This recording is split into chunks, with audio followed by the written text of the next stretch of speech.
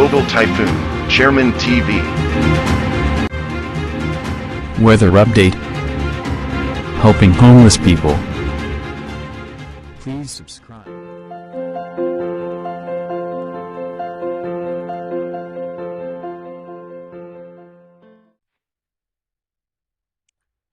Magandang umaga po. Ito po ang latest update natin ngayong araw, September 5, 2024. Yung minomonitor nga po natin na dating si Bagyong Enteng, ito nga po ay patuloy pong mas lumalakas. Ito po ay nasa typhoon category 3 nga po at nakadeclare nga po to sa European Center bilang very strong typhoon na umaabot na nga yung pagbugso niya, nasa 200 km per hour.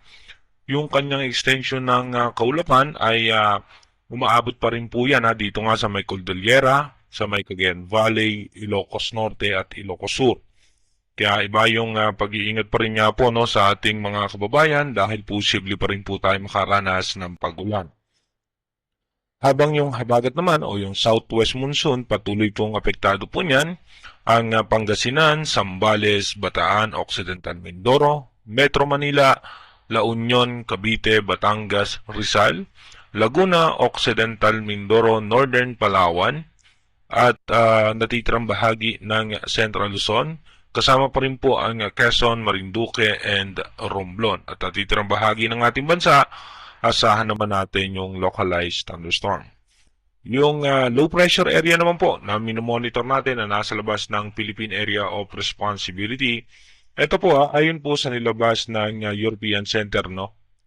Bukod po dito, ito po ay mataas ang tsansa naman na malusaw dahil magkakaroon nga ng possible low pressure area na mabubuo dito nga sa may eastern section ng extreme northern Luzon at ito po ay lalabas ng Philippine Area of Responsibility pero magre-record po yan pabalik at sa ngayon nga po medyo bumaba, no, nasa 35% chance yung kanyang posibilidad na mag-develop into tropical depression or mahinang bagyo. At kung sakaling magtutuloy, ito naman po ay posibleng maging posibleng bagyong Perdy.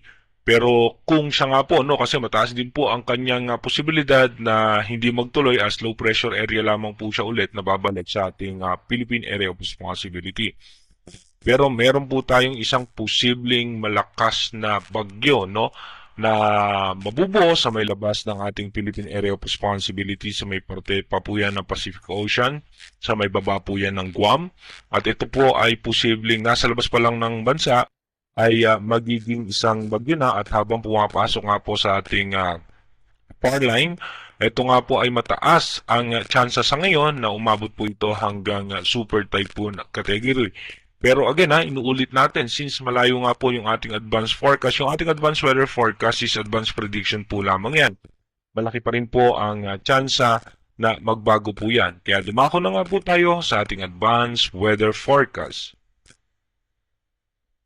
Dito po sa ating advanced weather forecast, mapapansin naman po natin yung pagkilos ni posibleng bagyong Perdy. Sa ngayon nga po ay asahan natin na unti-unti nang lalayo itong si Yagi o si formerly Enteng at pagdating naman po ng September 6, ito naman po yung ating magiging possible scenario, no.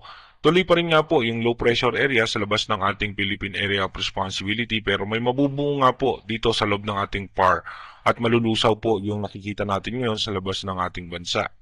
At habang lumalayo itong low pressure area na to, no, makakaranas pa rin nga po tayo ng pagbugso ng habagat na posible nga po magdulot ng mga pagulan yan sa hapon at sa gabi.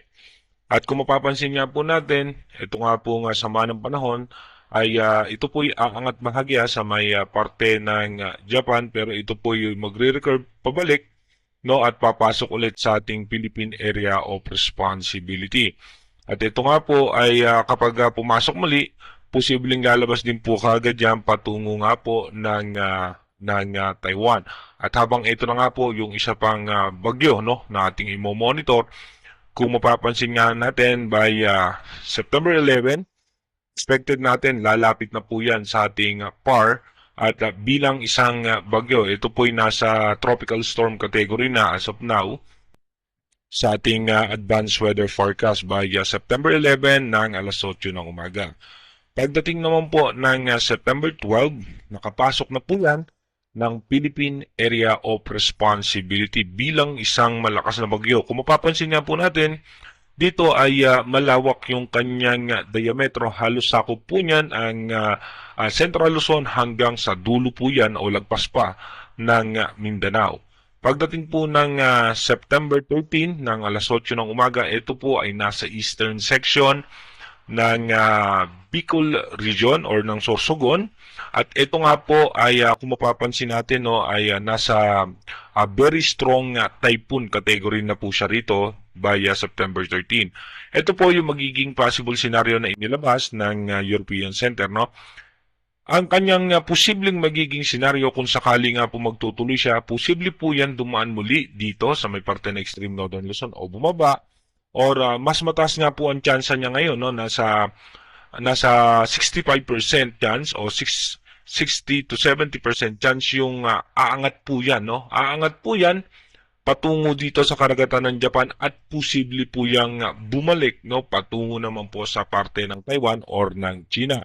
At yung pangatlong senaryo nga po na inilabas ng European Center, ito po'y posibleng dito naman sa parte ng Central Luzon or bahagyang bumaba pa, no, sa may parte naman ng Pulilio Island. Sa ngayon nga po, tatlong senaryo yung lumalabas na ipinapakita ng European Center na posibleng daanan nito kung sakaling matutuloy nga itong si posibleng bagyong pwedeng si Hiner or pwede po yan si Perdi dahil nga po bumaba yung posibilidad ng pag-develop ng pagiging isang bagyo, yung isang low pressure area na nakita natin kanina. Pero ito nga po, mamaya po, no, alas 3 ng hapon, maglalabas ulit po ng update ang European Center by 2 p.m. Tapos na po yung panibagong data niyan at mailalabas na po yan by 3 p.m. Kaya sa ngayon nga po, sa ating mga kababayan, patuloy nga po nating mag-monitor sa ating advanced weather forecast sa kung sakali nga po anuman ang magiging posibleng senaryo nitong posibleng bagyo na naman na magiging banta sa ating bansa, no? Kung ito nga pong isa na to ay hindi nga po biro yung laki at lakas ng bagyo na ito. Kaya tayo po yung maghanda para nga po sa magiging posibleng dulot nito sa ating bansa. Pero sa ngayon, inuulit natin, malaki pa po ang chance niyan na magbago dahil nasa 60 to 70% chance na ito po'y paakyat dito at nasa naghati naman ng percentage, no, ng 15 to 20% naman dito sa may extreme northern Luzon or sa parte nga po ng central Luzon. Mas mataas po ang posibilidad na ito po mas umangat. Sa ngayon nga po kaya mamaya po antayin natin yung panibagong update ng European Center sa posibleng magiging senaryo nitong dalawang posibleng sama ng panahon na muling posibleng makaapekto sa ating bansa. Mag-iingat po tayo palagi. God bless po.